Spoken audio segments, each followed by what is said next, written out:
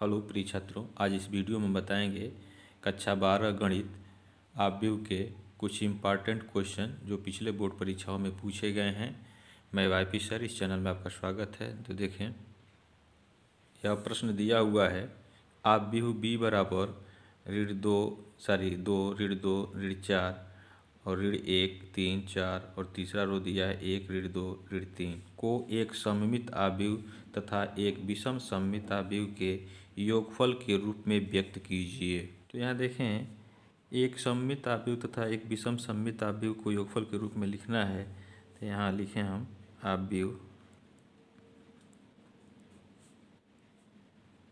b का एक सममित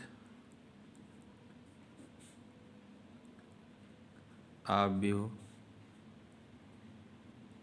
तथा एक विषम सममित आव्यूह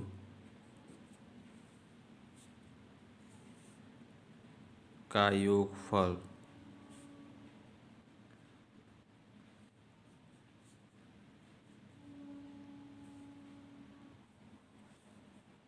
का रूप, यह क्या होता है, एक होता है फार्मूला। देखें, b का परिवर्त आव्यूह हम निकालेंगे, यानी b डैश हो जाएगा और इसका हाफ कर देंगे और प्लस b में से हम b डैश को निकाल देंगे और उसका हाफ कर देंगे और इन्हीं दोनों का योगफल जो है b के बराबर हो जाएगा, यानी दिए गए आव्यूह b के बराबर हो जाएगा।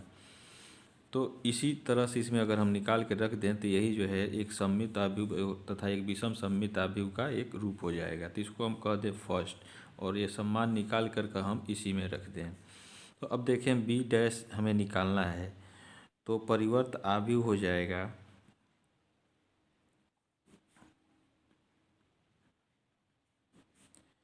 बी डैश बराबर, हम जो कॉलम दिया है इसको हम पंक्ति में बदल लें तो पहला पंक्ति हो जाएगा 2 ऋण 1 1, दूसरा रो हो जाएगा, ये दूसरे कॉलम बन जाएगा। तो ऋण 2, इस दूसरे कॉलम को दूसरा पंक्ति बना लेंगे, तो ऋण 2 3 और ऋण 2, और तीसरे कॉलम को तीसरा पंक्ति बना लें, ऋण 4 4 और ऋण 3। अब हम क्या करेंगे, इन दोनों b में b डैश जोड़ देंगे, ठीक है। यहाँ जो है b में b का परिवर्त आव्यूह जोड़ देंगे, तो b हम लिखें यहाँ आव्यूह b जो है, देखें 2 ऋण 4 है, 2 ऋण 2 ऋण 4 ऋण 1 3 4 1 ऋण 2 ऋण 3, यह आव्यूह b हो गया। और प्लस b का परिवर्त आव्यूह यहाँ लिखें 2 ऋण 1 1 ऋण 2 3 ऋण 2 ऋण 4 4 और ऋण 3। अब इसको हम जोड़ें तो 2 2 4 हो जाएगा, ऋण 3 हो जाएगा, ऋण 4 धन 1 मिल करके ऋण 3 हो जाएगा, ठीक है। ऋण 1 ऋण 2 ऋण 3 3 3 6, 4 में से 2 निकल जाएगा, 2 हो जाएगा। यह हो जाएगा ऋण 4 और 1 मिल के ऋण 3, और 4 ऋण 2 2 हो जाएगा, और ऋण 3 और ऋण 3 मिल के ऋण 6 हो जाएगा।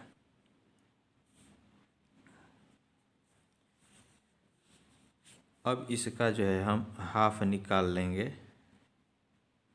ठीक है। इसलिए 1/2 b प्लस b डैश, तो यहाँ 1/2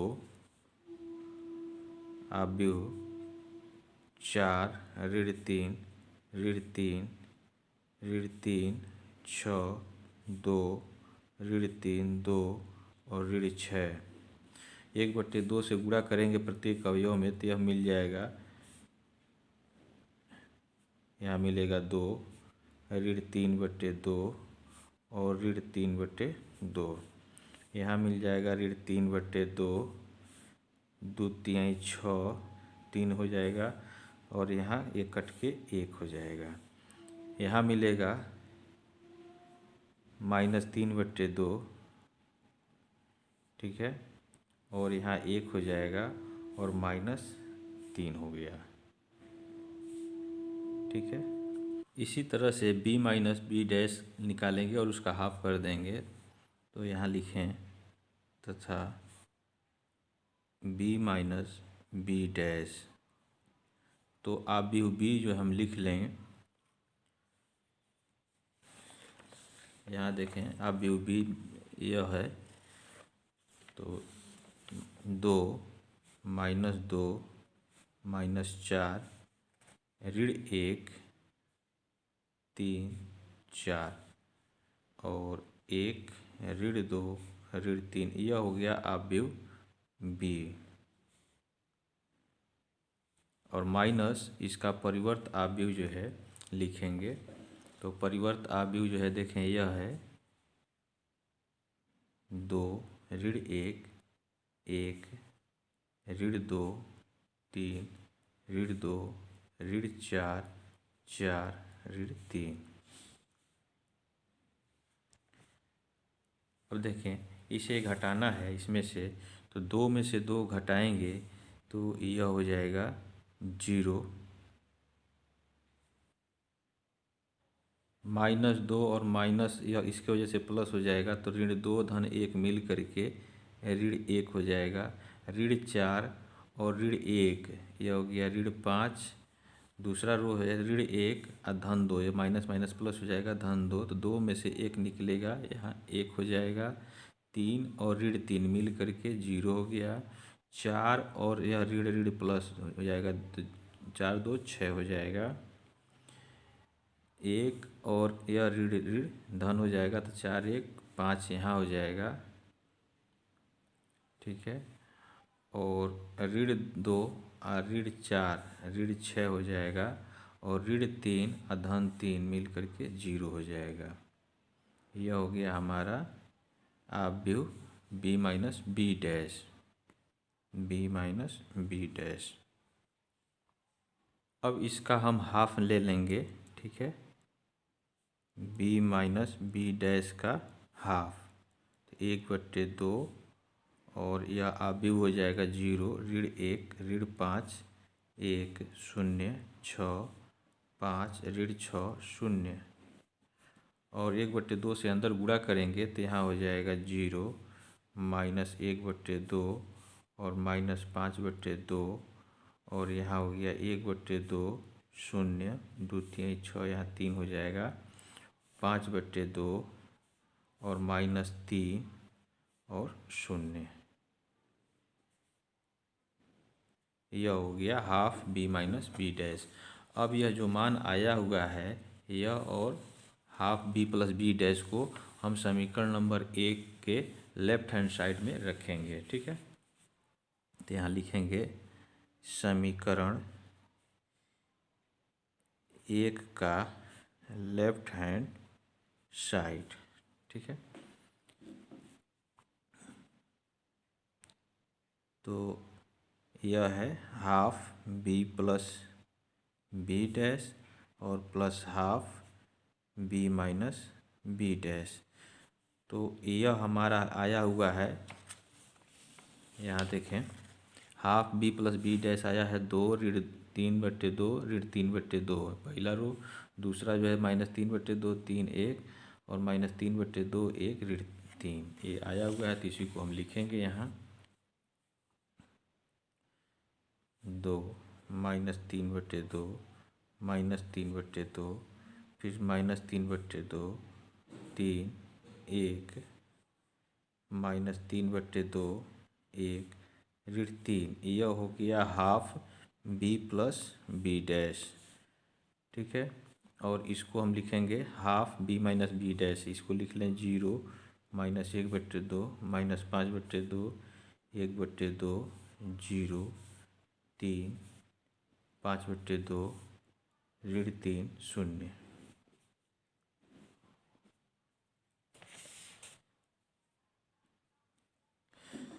अब इसको जोड़ें, 2 शून्य मिल करके 2 हो जाएगा। ऋण 3/2 ऋण 1/2, दोनों का हर समान है तो ऋण 4/2, तो यह हो जाएगा ऋण 2। ऋण 3/2 और ऋण 5/2 हर समान है तो 5 3 8 ऋण 8/2, तो 2 से भाग करेंगे तो ऋण 4 हो जाएगा।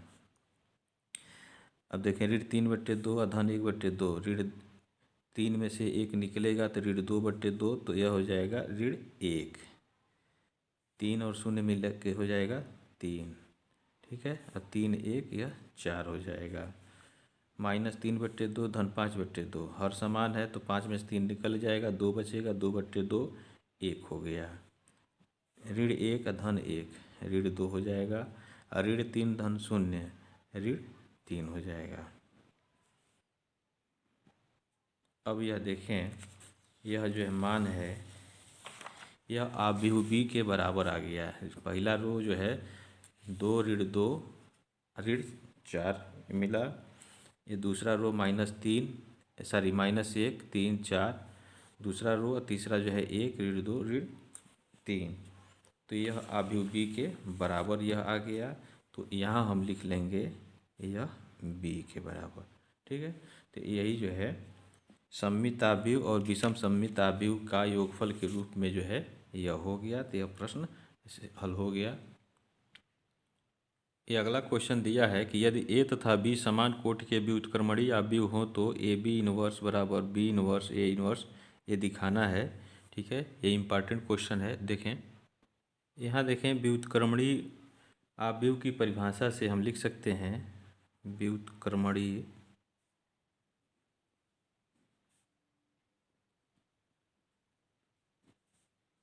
आव्यूह